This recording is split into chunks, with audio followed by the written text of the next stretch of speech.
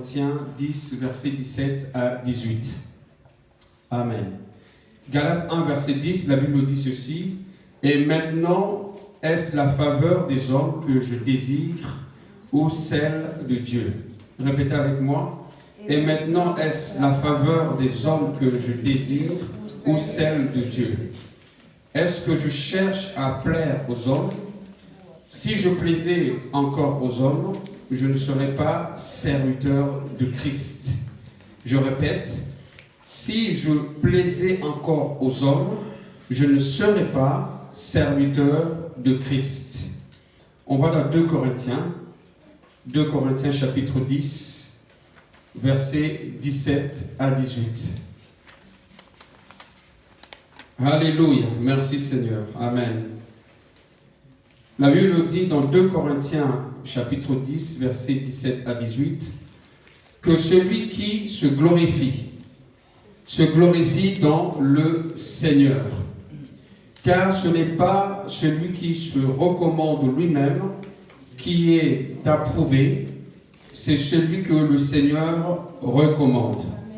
Seigneur Jésus-Christ, nous te remercions pour ce moment de partage de l'enseignement, Seigneur Jésus-Christ, que je vais apporter aujourd'hui, pour que ton Église soit fondée, pour que nous puissions comprendre l'importance de ton approbation, Seigneur Jésus-Christ. Je te prie, Seigneur Jésus-Christ, d'ouvrir notre esprit, notre entendement, pour qu'on puisse recevoir, Seigneur, ta parole. Nous voulons, Seigneur, marcher droit, et nous voulons te remercier parce que tu es un Dieu fidèle. En ton nom puissant, nous avons prié au nom de Jésus-Christ. Nous disons Amen. Amen. Je suis content de voir Sœur Sonia parmi nous aujourd'hui. Que le Seigneur te bénisse, ma sœur. Amen. Alléluia. Nous devons chercher l'approbation de Dieu. Je vais essayer d'aller doucement parce que les paroles que je vais prononcer aujourd'hui, c'est tellement profond, c'est tellement puissant que j'aimerais bien qu'on puisse comprendre et mettre cela en pratique. Parce que cela dépend de la croissance de l'Église. Cela dépend de ce que nous sommes venus réellement faire dans cette ville de Romilly. Pourquoi Dieu nous a envoyés ici. Donc, nous devons chercher l'approbation de Dieu dans tout ce que nous faisons, au lieu de chercher l'approbation des hommes. L'approbation des hommes ou des autres, c'est quoi? C'est attendre d'eux, premièrement, la considération. J'attends que les hommes puissent me considérer. Quand vous savez, vous et moi, que les hommes peuvent vous considérer aujourd'hui et demain, les hommes peuvent vous rejeter. Donc, on doit constamment chercher l'approbation de Dieu. On doit constamment chercher la validation de Dieu au lieu de chercher la validation des hommes. Mettez-vous dans la tête toujours que vous pouvez commencer avec une personne et vous devez savoir que cette personne a des qualités, a aussi des défauts. Vous devez savoir ça. Ne soyez pas surpris dans votre marche avec Dieu. Vous êtes avec une sœur, vous êtes avec un frère, vous êtes avec un ami, une amie, peu importe. Même les gens de votre famille très très proches, même votre mari, même votre femme. Tout le monde peut vous décevoir. Tout le monde, personne n'est à l'abri. Donc, vous devez cultiver dès aujourd'hui votre relation personnelle avec Dieu. Votre engagement personnel avec Dieu. Ne cherchez pas la considération des hommes. Ça, c'est la première chose. Et ne cherchez pas la reconnaissance des gens. Parce que si aujourd'hui vous cherchez à être reconnu, la reconnaissance des gens, c'est que vous avez déjà votre salaire. Oui. Vous comprenez ce que je veux dire? Vous savez tout ce que vous faites pour Dieu aujourd'hui, que ce soit dans le sanctuaire, que ce soit dans l'église, que ce soit à l'extérieur de l'église, faites-le que pour Dieu. Parce que votre récompense, ça sera après cette mort physique et nous irons au ciel avec le Seigneur et nous allons régner avec lui. Il y a une couronne qui nous est réservée. Amen. Alléluia. Parce que ici-bas, je ne cherchais pas la reconnaissance des hommes, des gens. Parce qu'une personne, par exemple, qui vient te dit, ah, on ne te reconnaît pas là-bas, et moi je reconnais, je reconnais, il peut faire la liste de toutes tes qualités. Laissons-nous dire que cette personne-là, derrière cette personne, il y a un esprit satanique. Pourquoi? Parce que Dieu conduit l'homme de Dieu. Dieu conduit son serviteur. Il sait exactement quand est-ce que il va t'utiliser pour que tu sois reconnu par rapport à ce que tu fais. En fait, c'est Dieu qui va t'utiliser à travers son serviteur. Mais pendant ce temps-là, que tu es en train de travailler, que tu es en train de chercher la face de Dieu, tu es en train d'être éprouvé par Dieu lui-même. Et c'est là que les gens viennent te dire ce que le pasteur ne te dit pas souvent. Vous comprenez ce que je veux dire? Ah, pasteur ne m'a jamais dit ça.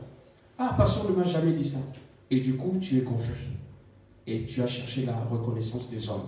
Le problème, c'est que les mêmes personnes qui t'ont élevé, ce sont les mêmes personnes qui vont te rabaisser. Vous voulez un exemple? Nous avons un exemple parfait. Jésus-Christ lui-même. Il a guéri les malades. Il a ressuscité les morts. On l'a appelé Rabbi. On l'a appelé tout. Mais les mêmes personnes ont dit crucifie-le. Crucifie-le à la croix. De crucifier Jésus-Christ. On cherche la reconnaissance de Dieu. Alors, une personne qui cherche la considération et la reconnaissance des hommes, cela traduit souvent un vide affectif. Tout le monde dit un vide affectif. Voilà. Ou un manque de confiance en soi. Oui, exact. Seigneur, remplis ce vide. Amen. Cette affection que vous cherchez, vous allez la trouver en Jésus-Christ. Amen. Alléluia. Seigneur, remplis ce vide dans mon cœur. Alléluia. Seigneur, aide-moi. Alléluia. Lorsqu'une personne ressent un vide affectif, il est important de réaliser que quelque chose à l'intérieur de cette personne crée ce vide. Pour des bons Dieu. Tu dois chercher pourquoi ce vide se crée dans mon cœur. Oui. Pourquoi? Tu vas chercher ça où? Est-ce que tu vas aller voir les gens? Non. Tu cherches ça dans ta chambre, tu pries, tu te mets à genoux. Tu dis, Seigneur, j'ai un vide. Vous savez, ce vide-là, j'ai besoin que Raphaël me fasse un câlin. J'ai besoin que Josué me fasse un câlin. J'ai besoin que Pauline, j'ai besoin qu'Adeline me fasse un câlin. J'ai besoin. Et comme je ne l'obtiens pas, chacun un vide. Vide affectif. Vous savez, il n'y a que Dieu qui peut combler ça. Amen. Il n'y a que Dieu qui peut combler ça. Pour beaucoup de gens, le vide affectif est l'outil qu'ils utilisent pour être aimés. Il y a certaines personnes qui utilisent ce vide pour chercher l'amour. Ces gens-là sont comme des victimes pour chercher l'amour. Ils cherchent l'amour partout. Qui va m'aimer? Qui va me donner? Et ils tremblent. Vous savez, un fumeur qui n'a pas fumé pendant plusieurs jours, regardez, il en manque. Un vide affectif. Voilà. Vous allez être déçus des gens. Vous allez être déçus des gens. Vous allez être déçus des gens. Et je le répète, je le répéterai encore. Et les jours ces choses-là vont arriver, vous allez vous rappeler de cette prédication. Ah oui, le pasteur avait raison. Le pasteur avait raison. On chante « Quel ami fidèle et tendre, nous avons Jésus-Christ, toujours prêt à nous entendre, quand nous sommes en souci. Il connaît nos défaillances, nos chutes de chaque jour. C'est l'errance des exigences. Il est riche en son amour. Il est riche en son amour. Et vous voulez chercher où? Où cherchez-vous l'amour de Dieu? Où cherchez-vous l'affection? Cette personne à qui vous comptez aujourd'hui, cette personne a le même problème, a le vide affectif. Oui. Et vous allez voir cette personne-là. Et vous allez voir, vous allez être étonné que cette personne-là demain va s'effondrer, il va venir vous voir. Mais attends, moi je viens vers toi pour chercher l'amour et toi tu viens vers moi. C'est ça. Et finalement, vous allez vous retrouver dans un point, vous dites non, finalement on a besoin, nous deux on a besoin de Jésus-Christ. Et vous allez vous mettre à genoux. Et vous allez commencer à prier. Vous allez commencer à chercher l'amour de Dieu. Est-ce qu'on peut acclamer Jésus-Christ très fort? Alléluia. Seigneur, remplis-moi de toi. D'autres créent un vide affectif dans leur vie comme un moyen de protection. Ils se sentent protégés. Ils créent ce vide affectif.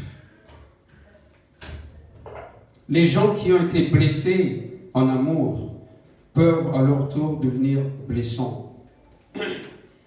Vous avez été blessé par quelqu'un.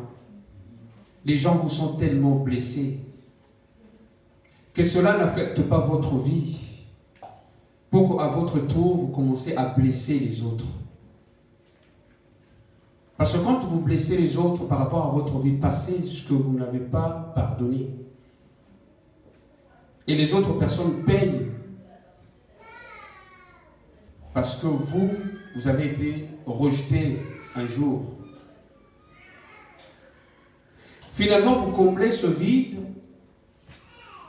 en faisant du mal aux gens. Est-ce que vous comprenez? C'est-à-dire que quelqu'un t'a fait du mal et à ton tour, tu fais du mal à l'autre et tu combles ce vide-là. Donc, tu es nourri par le mal que tu fais à l'autre parce que quelqu'un t'avait fait du mal. Comme on ne t'avait pas aimé, toi aussi, tu n'aimes pas les autres et tu combles ce vide en faisant cela. Il faut faire le contraire. Tu as souffert parce qu'on ne t'a pas aimé, on ne t'a pas donné assez d'amour. Pour être guéri, tu dois donner beaucoup plus d'amour aux autres. Tu dois donner beaucoup d'amour. Et c'est ce que Jésus-Christ a fait. En mourant sur la croix, il a donné beaucoup d'amour. Alléluia. C'est seulement comme ça que vous allez combler le vide que vous avez dans votre cœur. Vous êtes chez vous, vous pensez que votre mari ne vous aime pas. Ton mari ne t'aime pas. Tu commences à créer ce vide. Tu ne me regardes pas, on ne mange pas ensemble. Et moi, quand je suis dans la chambre, toi, tu regardes autre chose. Ton portable me remplace, ceci, cela. Tu restes souvent avec ton ami et tu commences à nourrir ça, ça crée un vide. Et tu attends le moment favorable pour le rendre la monnaie de sa pièce. Il ne faut pas faire ça. Oui, ça te dit. Elle a soufflé très fort. Seigneur, faites l'inverse, c'est-à-dire, si ton conjoint fait ça, tu lui donnes 2 fois plus de ce que tu lui donnes auparavant. Est-ce que quelqu'un m'a entendu? Amen. Il va se poser une question, mais pourquoi je la fais souffrir, mais elle me donne 2 fois plus de ce qu'elle a l'habitude de me donner? Tu es en train de combattre le diable en faisant cela. C'est un vrai combat spirituel. Pour certains, ça peut prendre 1 semaine, 2 semaines, 3 semaines. Pour d'autres, ça peut être 6 mois, 1 an. Mais l'objectif final, que tu puisses arracher ton mari de là où il est, ou de ta femme. C'est ça ce que tu cherches. La puissance de l'homme. Qu'est-ce que le Seigneur a fait? On l'a maltraité. On a craché sur lui. On a fait tout ce qu'on pouvait faire. Mais il est allé jusqu'au bout parce qu'il savait que c'était à la croix qu'il pouvait arracher l'épouse. Amen. Merci Seigneur. De l'enfer. Alléluia. Amen. Voilà le secret. Amen. Tu ne dois pas abandonner. Tu ne dois pas être découragé. Donne beaucoup. Et tu vas arracher ta bénédiction. Pour ceux qui ne sont pas mariés, n'enviez pas les autres. Ne vous posez pas de questions. Pourquoi ça tarde, Seigneur? Pourquoi ma situation est comme ça? Accroche-toi à Jésus-Christ. Qu'il soit comme en Afrique, on dit souvent, Jésus-Christ est mon mari. Qu'il soit ton partenaire de prière, de louange, d'adoration. Qu'elle puisse te réchauffer. Et il prendra soin de toi. Alléluia. Ton temps viendra. Vous enviez certains couples à l'église et vous ne savez pas ce qu'ils vivent dans leur couple. Vous ne savez pas. Amen. Si le Seigneur vous ouvre les yeux pour voir ce qui se passe dans leur couple, je dis Seigneur, je préfère rester célibataire. On a l'apôtre Paul qui était célibataire jusqu'à la fin. Je n'envie personne. Seigneur, si tu as permis que la situation soit comme ça, Seigneur, dis-moi ce que je dois faire. Comment est-ce que je dois combler ce vide? Comment est-ce que je dois combler ce vide? Et le Seigneur te guidera. Ton expérience, ça ne sera pas mon expérience. Ça ne sera pas pareil. Ne va pas copier l'expérience de l'autre. Eux, ils sont mariés, ils sont ensemble. Ils vivent ensemble. Ils ont leurs habitudes. Et chez toi, tu n'as pas la même chose. Ce n'est pas la même structure. Tu ne dois pas copier. Toi, tu dois rester plus dans la présence de Dieu que les autres. Parce que tu ne veux pas tomber dans la détresse, dans la tristesse. Que Jésus-Christ soit ton partage tous les jours de ta vie. Le vide affectif peut te maintenir en distance avec les autres. C'est-à-dire, je veux garder cette communion, cette unité avec les frères et sœurs qui sont autour de moi. Tout ce que je vous dis là, c'est un auteur qui avait dit ça. Et il a conclu en disant, le vide affectif, c'est une attente charnelle. Le vide affectif, cet amour que tu attends des autres, c'est une attente charnelle. Parce que si tu connais ton Dieu, si tu sais ce que Dieu peut faire pour toi, tu ne dois pas être dans cette attente charnelle. Que les gens soient là, que les gens ne soient pas là, je suis toujours comblé par la présence de Dieu. Je suis toujours comblé par l'amour de Dieu. Vous cherchez l'amour des hommes ou l'amour de Dieu? Quel amour vous cherchez? Celui des hommes ou celui de Dieu? Vous ne savez pas que vous êtes en train d'insulter Dieu. Dieu te donne tout. Dieu te donne la protection. Dieu te donne le salut. Dieu déverse ses bénédictions sur toi. Ce n'est pas la manifestation de Dieu, ce n'est pas l'amour de Dieu, ça. Et ça ne peut pas te combler. Pourquoi tu cherches l'amour des hommes? Je te le répète encore, je te donne 1 mois. Tu viendras me voir. Si tu te confies à quelqu'un, il va te décevoir. Je te donne 1 mois. Pas plus, un seul mois. 1 mois. Tu viendras me voir. C'est une bouche prophétique qui parle. 1 mois. Si notre Dieu, c'est un Dieu vivant, s'il m'écoute, si ton cœur compte sur l'amour des gens, tu viendras me voir. Je te donne 1 mois. Bibliquement, c'est prouvé. Dieu va créer une circonstance pour que tu comprennes qu'il est Dieu et ceux-là sont des hommes. Lui-même, Dieu va créer cette circonstance. Pourquoi? Pour que ton cœur revienne à lui. Il va te forcer parce qu'il t'aime. Parce qu'il sait que ton cœur est fragile. Le diable, Satan, c'est un menteur. Il sait que ton cœur est fragile. Ton cœur est fragile. Tu sais, moi je t'aime.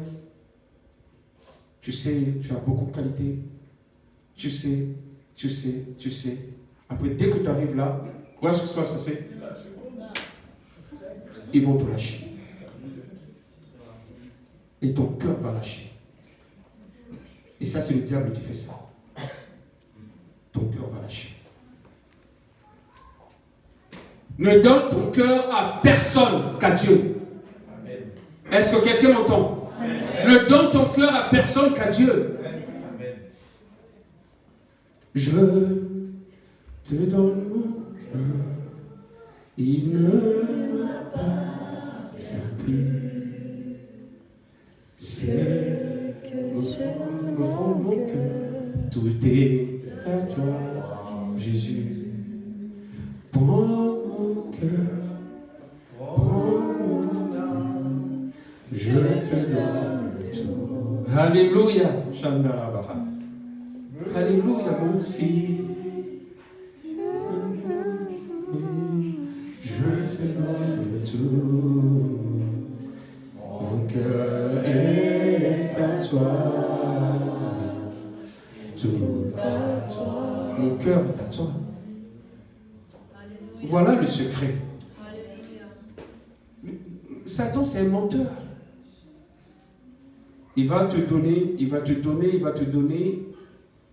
les richesses de ce monde, mais pour un seul but, t'éloigner des vraies richesses spirituelles de Dieu. Voilà comment il opère. Il opère comme ça. Il n'a jamais changé ses stratégies. Ça a toujours été les mêmes. Depuis le commencement jusqu'à aujourd'hui. Parce qu'il sait que ça marche. Il sait que ça marche. Il sait que les gens aiment être élevés. Il sait que les gens aiment la gloire. Il sait que les gens aiment. Et il leur donne. Je ne j'en veux pas. Même si les richesses de Dieu tardent, j'attendrai, comme Sarah. Même si les richesses de Dieu tardent, j'attendrai comme Anne. J'attendrai. Même si les richesses de Dieu tardent, j'attendrai comme le peuple de Dieu en Égypte. J'attendrai. J'attendrai. Dieu a préparé un Moïse, mais ça a pris combien de temps? Si je calcule bien, 40 plus 40, 80 ans de souffrance. Ils imploraient Dieu. Seigneur, aide-moi.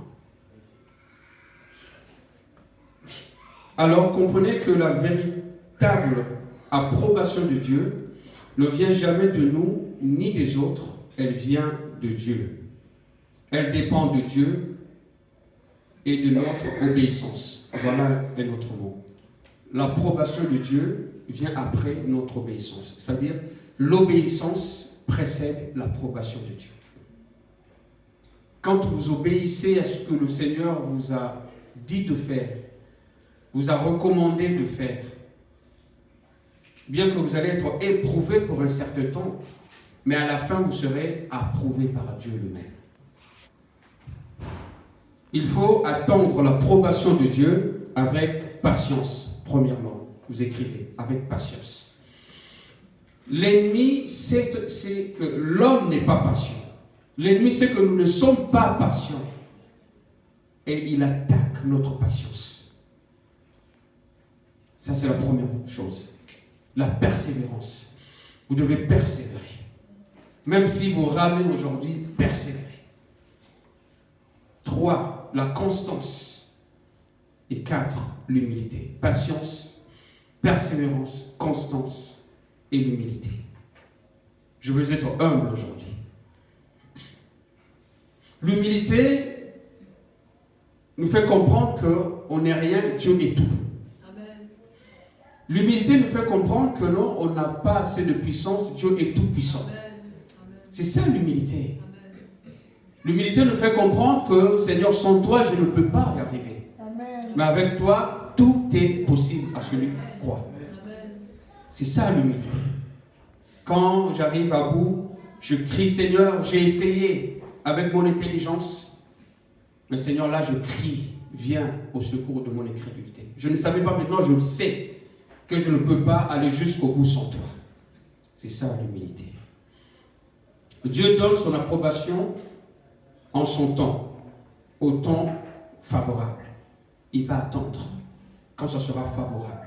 Après, Dieu va donner son approbation. Pourquoi? Parce que vous avez assez été protégé. Parce que vous avez assez été éprouvé. Parce que vous avez maintenant de l'expérience. Alléluia.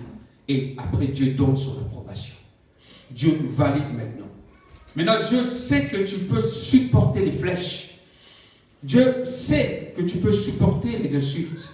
Dieu sait que tu peux supporter plusieurs choses. Alors, il valide maintenant ton ministère. il valide maintenant ce que tu fais. L'approbation de Dieu. Amen. Regardons la vie de Moïse. Ça, c'est le point numéro 1. La vie de Moïse, à quel moment il a reçu l'approbation de Dieu? À quel moment? Quelles ont été les conséquences sur sa vie et celle des autres? Quand est-ce que Moïse a été approuvé? Et nous allons voir que Dieu ne l'a pas toujours approuvé dans tout ce que Moïse faisait. Ce que Moïse a vécu est un processus de ce que nous, les chrétiens, nous vivons tous les jours. Ce que Moïse a vécu.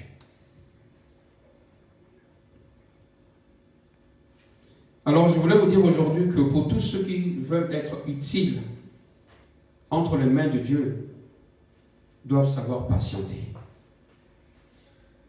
Moïse, la Bible dit qu'il a été élevé dans la maison de Pharaon. Moïse était instruit dans la sagesse des Égyptiens. Et il connaissait beaucoup de choses, Moïse. Très instruit. C'était un homme avec de grandes capacités, qui vivait dans une opulence, richesse. Il avait tout, il ne manquait de rien. Oui, c'est vrai. Pharaon lui donnait tout, comme son propre fils.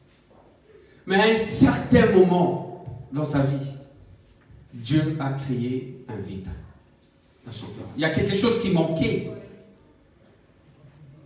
Moi, il se dit, non, mais ici, ce n'est pas ma place ici. Moi, il se dit, je ne dois pas être là. Que dois-je faire? Je ne dois pas être là. Moïse commence à sentir son appel. Mais l'appel de Dieu, on doit faire ça spirituellement, pas charnellement. Que s'est-il passé avec Moïse? La Bible dit dans Actes 7, verset 22, il était puissant en parole et en œuvre, Moïse.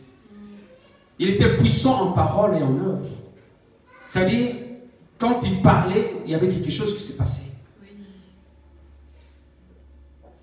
Et quand toi tu parles, qu'est-ce qui se passe? Quand tu parles, qu'est-ce qui se passe? La Bible dit, en ce temps-là, Moïse, devenu grand, se rendit vers ses frères et fut témoin de leurs pénibles travaux. Et il vit un Égyptien qui frappait un Hébreu d'entre ses frères. Il intervient et tua l'Égyptien. Exode 2, versets 11 à 12. Il y avait un vide. Moïse commence à comprendre certaines choses. Au lieu d'attendre l'approbation de Dieu, au lieu d'attendre le moment favorable, Moïse a agi selon lui. Il voulait défendre son frère parce qu'il a vu les Égyptiens le faisaient souffrir. Et point 2, Moïse agit par ses propres forces. Sans que Dieu ne lui commande quoi que ce soit, Moïse a voulu délivrer son peuple. Il a tué un Égyptien qui frappait un Hébreu. Il a fait ce qui lui semblait bien selon son propre raisonnement, sa propre volonté, ses émotions. À ce moment-là, très émotionné, il dit, mais qu'est-ce que je suis en train de voir là? Il faut que j'agisse tout de suite. Je dois intervenir tout de suite. Je dois défendre mon frère tout de suite. Voilà comment nous agissons souvent, charnellement. On règle certains problèmes charnellement.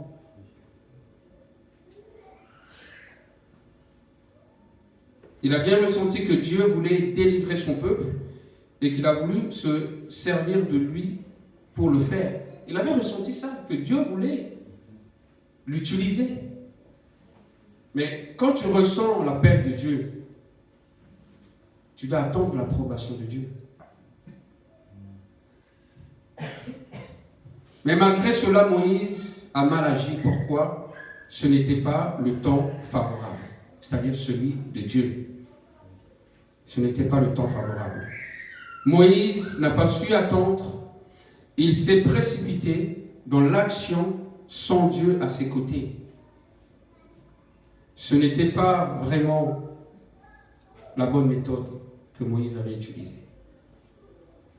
Maintenant, les gens prêchent ça, non, finalement c'était la volonté de Dieu que Moïse tue l'Égyptien pour que... Non, il ne faut pas raisonner comme ça. Vous et moi, à ce moment-là, vous ne connaissez pas ce que Dieu pensait, comment Dieu allait agir pour délivrer son peuple. Peut-être que Moïse n'allait pas galérer pendant 40 ans dans le désert. Pourquoi Dieu, finalement, s'il décide de libérer son peuple, il va attendre encore 40 ans? Non.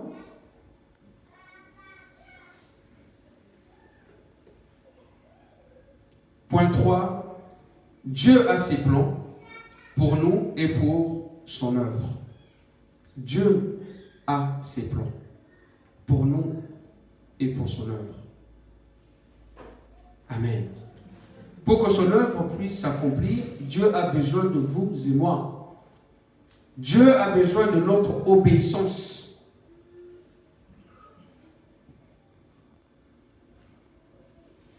La Bible dit dans Ésaïe 55, verset 8 au 9, il dit « Car mes pensées ne sont pas vos pensées, vos voix ne sont pas mes voix. » Ésaïe 55, verset 8 au 9. Autant le ciel est élevé au-dessus de la terre, autant mes voix sont élevées au-dessus de vos voix. Et mes pensées au-dessus de vos pensées. Vous voyez, cet écart nous permet de chercher la face de Dieu. C'est quand on cherche la face de Dieu. C'est quand on trouve Dieu. C'est là qu'on comprend maintenant ses plans pour nous et pour son œuvre et pour son Église. On ne peut pas vouloir accomplir l'œuvre de Dieu si on n'a pas cette connexion avec Dieu, si on ne comprend pas ses plans.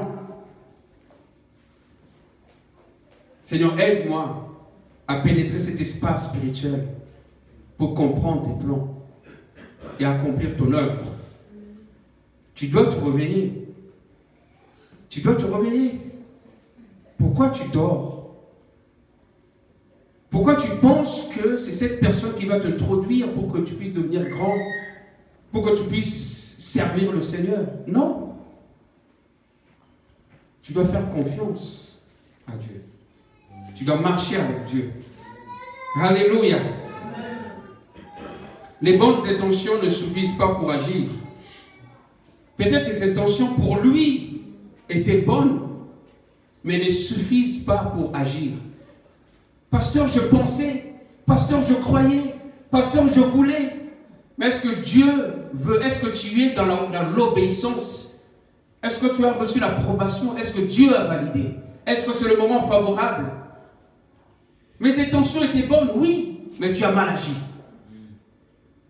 Je pensais, mais tu as mal agi. Tu as mal agi. Combien de personnes, écoutez-moi bien, Église, combien de personnes sont venues me voir? Des gens spirituels. Je me rappelle toujours de ce frère, frère Antononcé.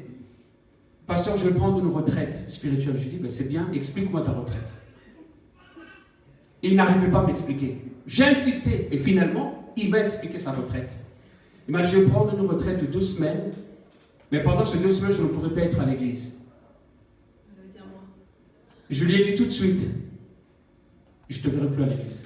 Oh non, pasteur, j'ai dit, je ne te verrai plus à l'église. Il n'est jamais revenu à l'église. Quand on fait une retraite spirituelle, on est en accord avec l'homme de Dieu. Amen. Imaginez Moïse en train de conduire la troupe. Alors on dit, bon Moïse, finalement la façon dont tu conduis, je ne vois pas les choses claires. Comme les Ivoiriens, je ne vois pas clair. c'est ça je ne vois pas clair. Je vais aller chercher la face de Dieu. Tu es en train de dire à Moïse, tu ne fais pas ton travail.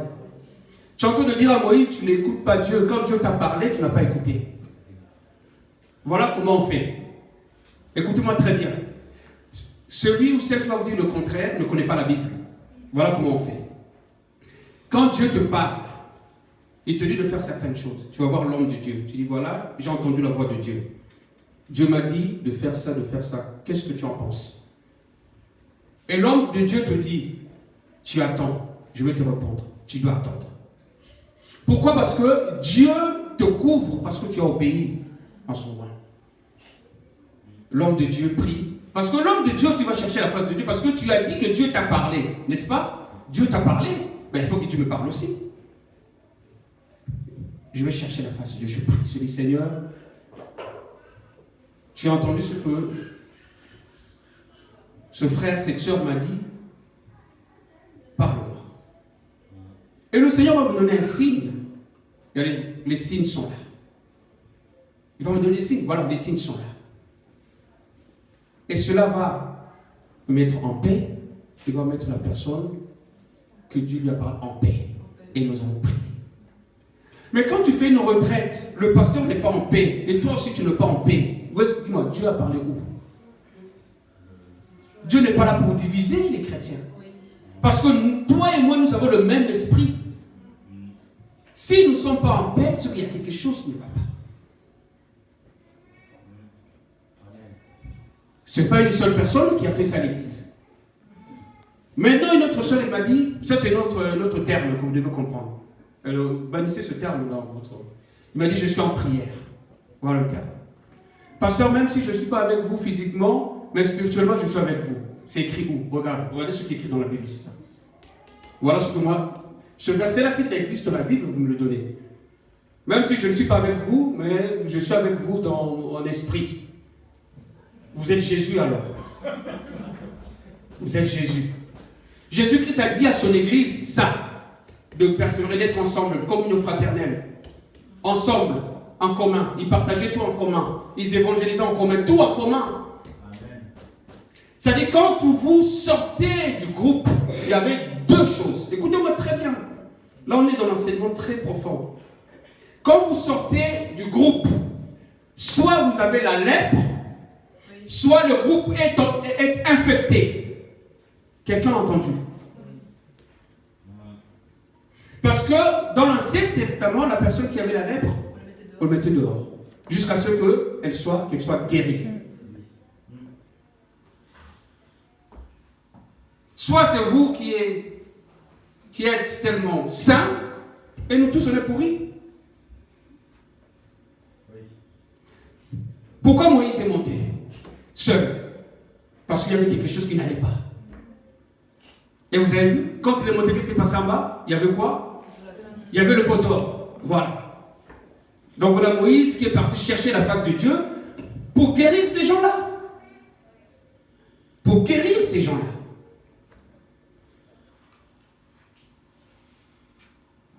Il faut faire très attention quand Dieu vous parle.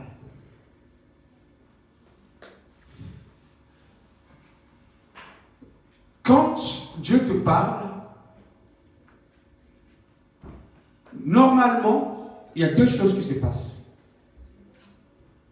Le peuple se repent et revient à Dieu.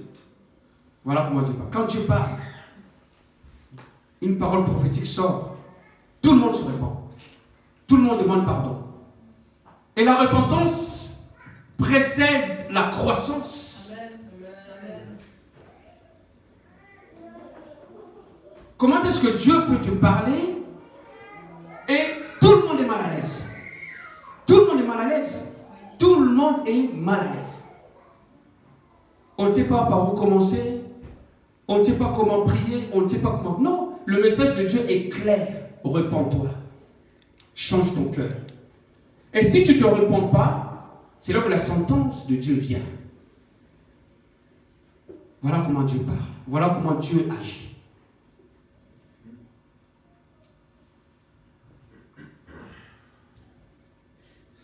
Pour avoir l'approbation de Dieu, point 3, point 4, je pense, Dieu doit demeurer au centre de notre vie, au centre de nos actions, si nous voulons voir sa gloire et ses bénédictions.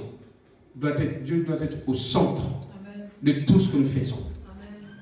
Si l'on agit et qu'ensuite on demande à Dieu, de bénir ce que l'on est en train de faire, ce que l'on sème par la chair. C'est-à-dire, je décide de faire d'abord, après je demande à Dieu de bénir ce que je suis en train de faire.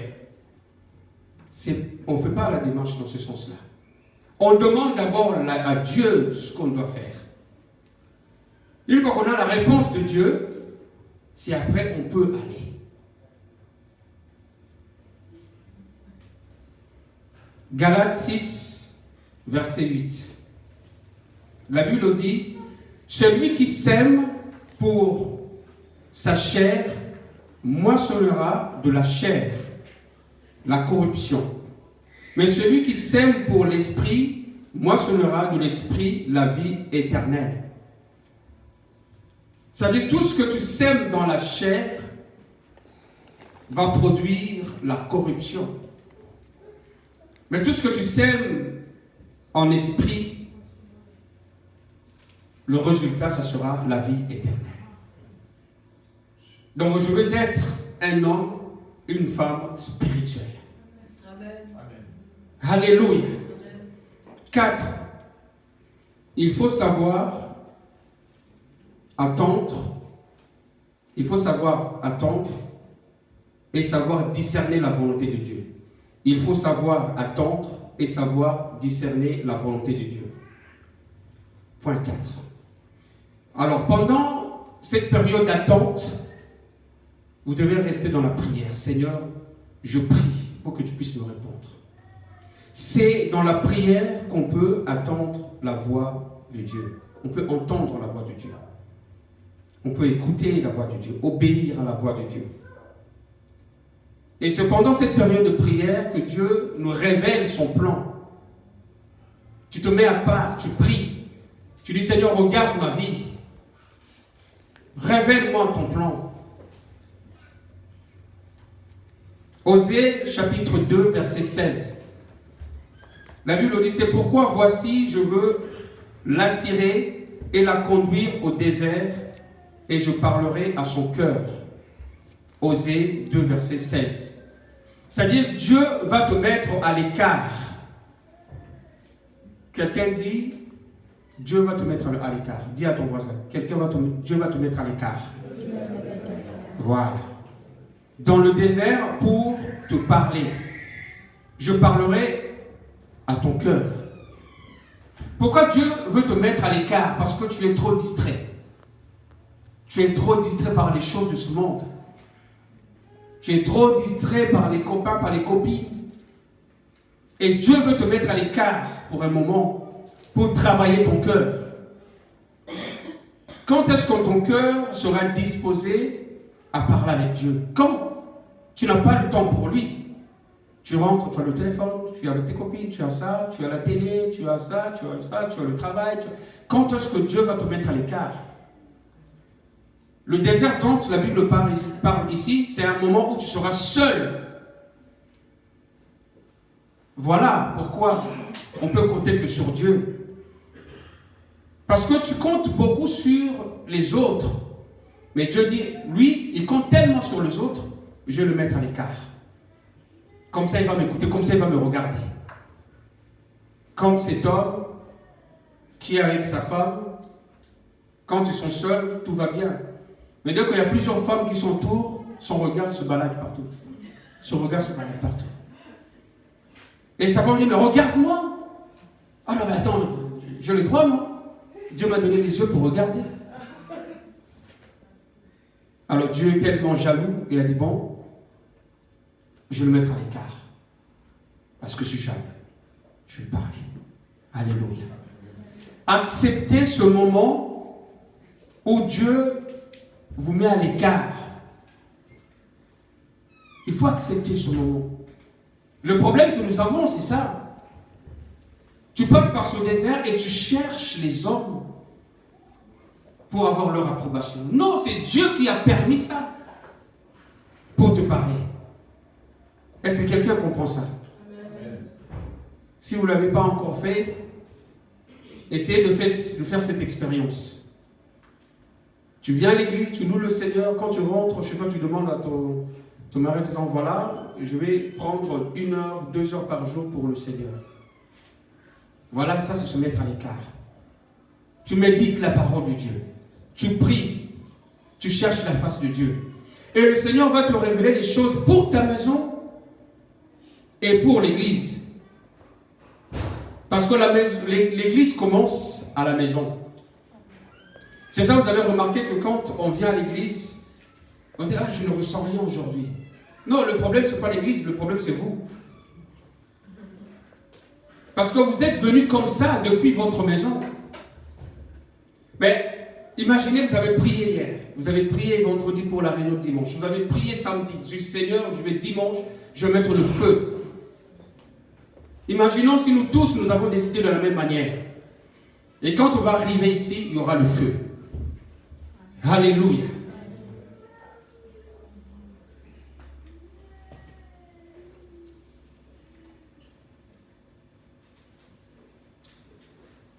Alors Moïse, 40 années sont passées. Après sa fuite, il a tué l'Égyptien. À 80 ans, il n'est plus motivé pour délivrer son peuple. Il est vidé. Moïse est complètement vidé, fatigué. À 40 ans, il a tué l'Égyptien, il a fui. Et 40 ans après, il doit retourner délivrer son peuple. 80 ans, fatigué. Il commence à marchander avec Dieu. Je bégaye, je ne peux pas, je suis incapable, je suis ceci. Dieu t'appelle. Dieu te dit, c'est toi qui dois aller délivrer ta famille, c'est toi que j'ai choisi. Et c'est à ce moment-là que tu bégayes.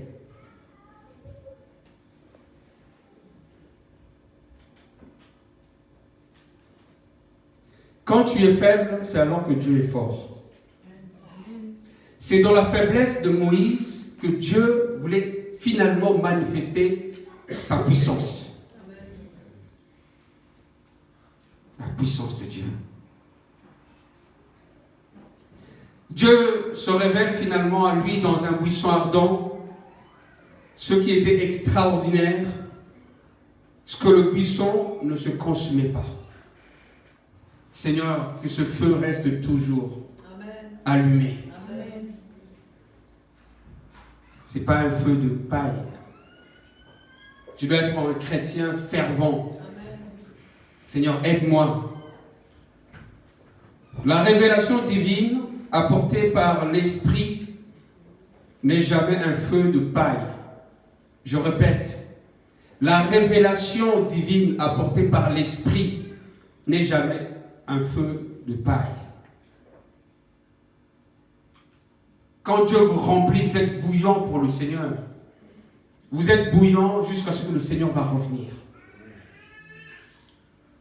Parce qu'on ne sait pas quand est-ce que le Seigneur va revenir exactement. Ce qu'on fait dans la chair, c'est souvent comparé à un coup de foudre. Tu vois une personne,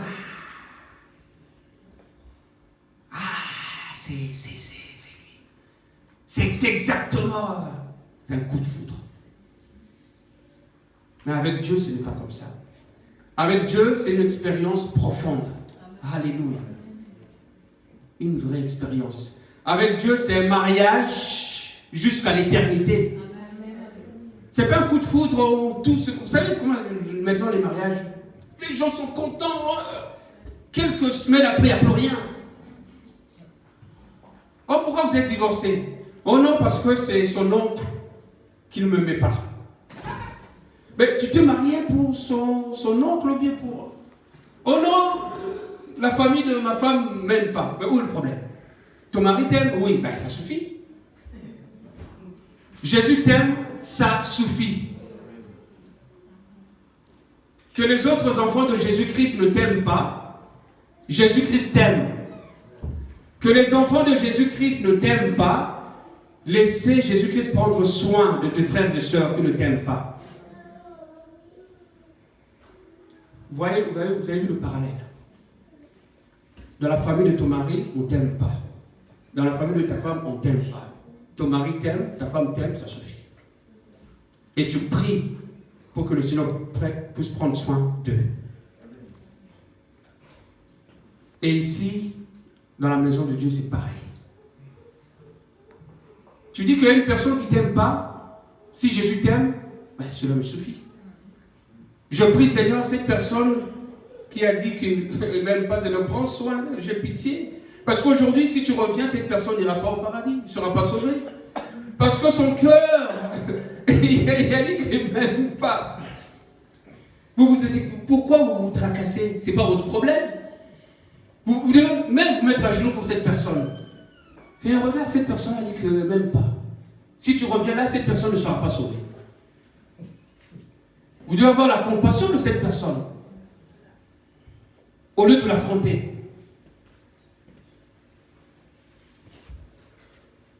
On doit monter dans cette dimension spirituelle, comme un aigle.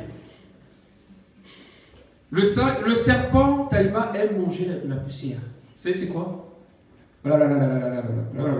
C'est ça la poussière. Dieu l'a maudit, et toi tu mangeras de la poussière. La poussière, c'est tout ce qu'on parle là, qui ne sert à rien. Blablabla, blablabla, blablabla, blablabla. Honte à nous, les enfants de Dieu, si nous sommes comme ça. Vous avez devant vous un pasteur qui dit la vérité. Frère David me connaît. J'ai toujours prêché comme ça. Quand je ressens dans mon esprit que le diable est en train de jouer avec nous, dis à ton voisin, tu dois être comme un aigle. Répète encore, tu dois être comme un aigle. Alléluia. Le serpent ne peut pas te mordre. Au nom de Jésus. Le serpent qui plaît, blablabla, il peut toujours danser là. Moi, je suis là. Et vous savez ce que l'aigle fait? Il descend, il vient, il fait quoi? Il attrape le serpent. Alléluia. Tu vois ça? Sois comme un aigle. Vole. Plane. Le deux ailes représente quoi? Qui se rappelle? Une aile représente quoi? La parole de Dieu. Et une autre aile représente quoi? La prière. Et je vole.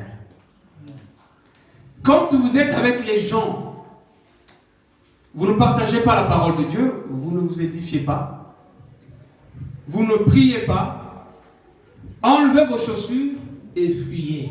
Courez. Est-ce que quelqu'un m'a entendu? Parce qu'avec vos talons, vous ne pouvez pas courir vite. Enlevez vos chaussures, courez. Ces gens-là vont vous descendre. Frère David, je suis clair, non? Sœur Goran, je suis clair. La première arme de l'ennemi, du chrétien, pardon, c'est courir. Quand il y a un danger. Ma soeur me dit, il ne faut pas avoir honte, il faut courir. Tu cours. 200 mètres, comme Usain Bolt. Tu cours. Seigneur, aide-moi. Alléluia. On acclame Jésus-Christ très fort. Nous avons démasqué l'ennemi. Nous avons démasqué le diable au nom de Jésus-Christ. Rapidement, je suis arrivé au 5e point, c'est ça? 5e. 5e point, c'est un verset, Romains chapitre 8, verset 14. Car tous ceux qui sont conduits par l'Esprit de Dieu sont fils de Dieu. Amen. Et dans l'ancienne alliance, Dieu donnait son approbation par le feu qui descendait du ciel. Notez ça. Dans l'ancienne alliance, Dieu donnait son approbation par le feu qui descendait du ciel. Vous avez un exemple de Élie qui reçut le feu sur son offrande contre 450 prophètes de Baal et 400 prophètes d'Astarté. Dieu n'approuve pas Élie par sa position. Écoutez-moi bien. C'est pas que pour que Élie devienne orgueilleux. Non. Dieu n'éprouve pas Élie par sa position, mais il désire se glorifier à travers Élie pour prouver qu'il est Dieu aux autres. C'est-à-dire ce que Dieu, la puissance qui s'est manifestée à ce moment-là, c'est pas pour que Élie dise voilà, je suis fort, je suis puissant. Non. C'est pour que ces gens-là comprennent que le Dieu d'Israël est puissant. Alléluia. Et Élie était humble. Et Dieu a manifesté sa puissance. Point 6. Pour Moïse, Dieu s'est révélé au travers du buisson ardent. Comment? Il lui a révélé son existence. Voilà. C'est-à-dire quand Dieu se révélait à Moïse, Dieu lui a révélé son existence. C'est quoi? Je suis celui qui suis. Voilà ce que Dieu a dit à Moïse. C'est-à-dire, je serai toujours avec toi. Amen. Partout où tu vas mettre tes pieds. Parce que Moïse pouvait avoir cette crainte. Il a dit, je connais Pharaon, je connais ses magiciens, je connais ses... Il a grandi là-dedans. Il a dit, qu'est-ce que je vais aller? Il est tellement puissant. Et il a dit, bon, tu vas aller quand même avec ton frère, même si ce n'était pas dans le plan de Dieu. Bon, je prends ton frère, va avec ton frère. Et ton frère parlera à ta place. Il ne faut pas avoir peur, parce que vous avez la connaissance de ce qui se passe dans votre famille. Vous connaissez les démons, les esprits, les sorciers de votre famille. Est-ce que quelqu'un m'écoute? Vous savez les choses qui se passent dans votre famille. Et Dieu te demande de retourner là-bas et de délivrer ta famille. 80 ans, tu es fatigué. Mais maintenant, le problème, à 40 ans, tu pouvais compter sur toi-même. Ta chair, voilà, tu es fougueux, je suis jeune. Non, non, non, Dieu n'est pas là. Dieu t'a dit, tu veux t'utiliser quand tu es mort fatigué, C'est là que Dieu dit, bon, il est fatigué. Il ne peut plus compter sur lui, il ne peut compter que sur moi. Discernez quand est-ce que Dieu veut vous utiliser. Quand vous ressentez cette fatigue dans votre corps, quand vous ressentez que non, Seigneur, demandez à ma femme hier.